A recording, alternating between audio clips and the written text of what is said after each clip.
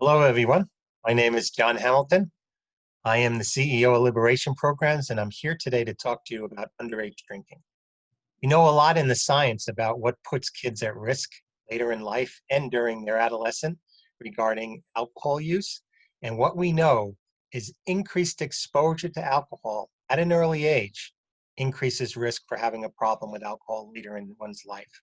We also know that increased exposure to toxic stress and stress will also increase the likelihood of someone having a problem with alcohol and developing that problem. At the end of the day, kids drink for two reasons: to feel good or to feel better. They're drinking to feel good and its connection to friends. Bad things can happen, but most of these kids will go unscathed.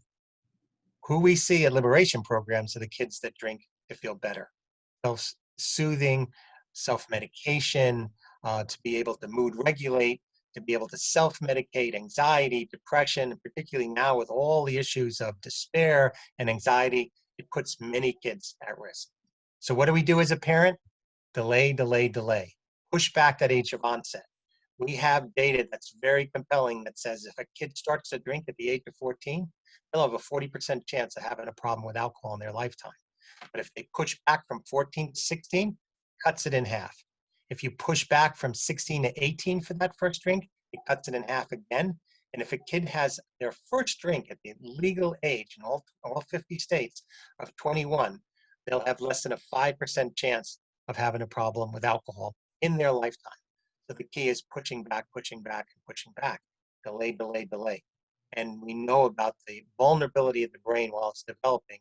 And now we know that the brain doesn't completely develop until 24 for women and 25 for men, 40 for some men, but we don't have time to get into that today. That's for Father's Forum.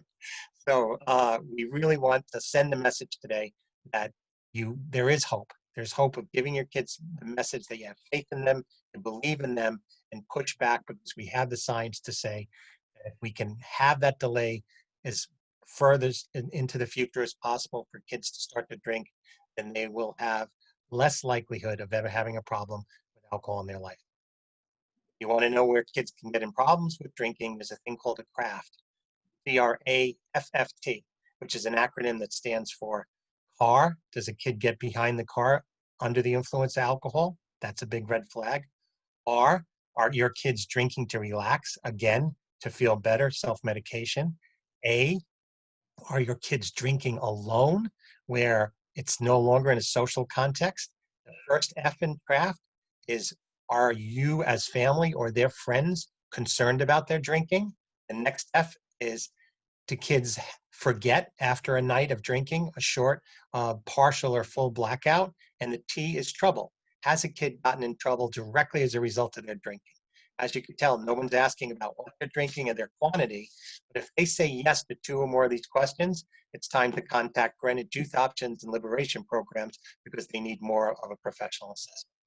So again, delay, delay, delay, and be safe out there and give your kids the message that you believe in them, you have faith in them, and show them how much you care before you show them how much you know.